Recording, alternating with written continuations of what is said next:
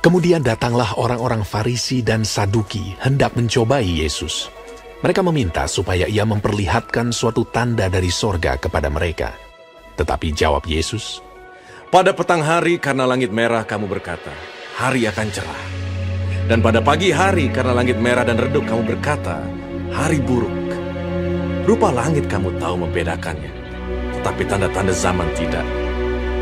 Angkatan yang jahat dan tidak setia ini menuntut suatu tanda.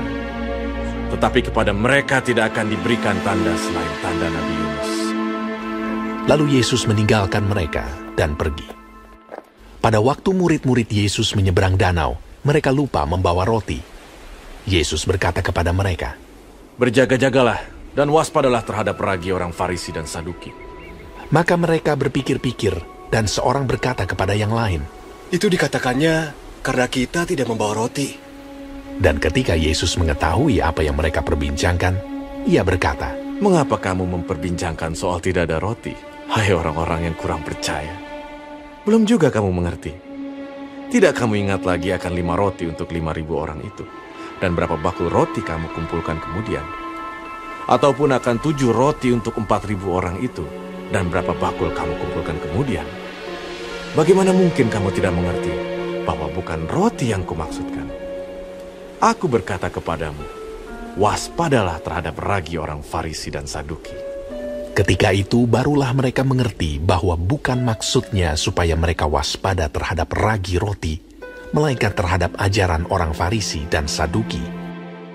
Setelah Yesus tiba di daerah Kaisarea Filipi, ia bertanya kepada murid-muridnya, Kata orang, siapakah anak manusia itu?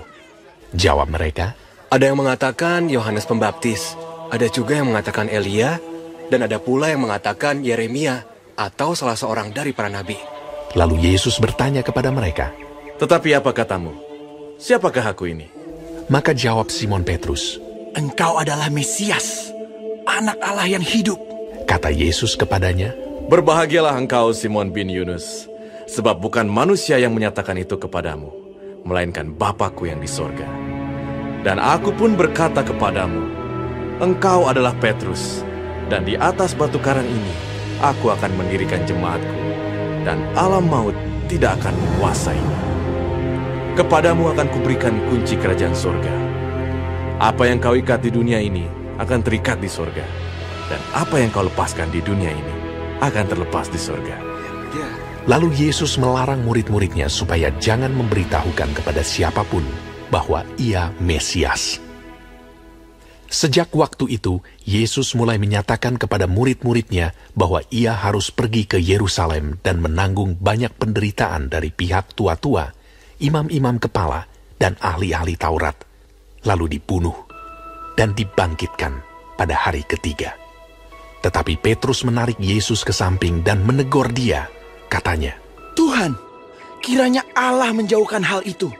Hal itu sekali-kali takkan menimpa engkau. Maka Yesus berpaling dan berkata kepada Petrus, Enyahlah iblis, engkau suatu batu sandungan bagiku, sebab engkau bukan memikirkan apa yang dipikirkan Allah, melainkan apa yang dipikirkan manusia.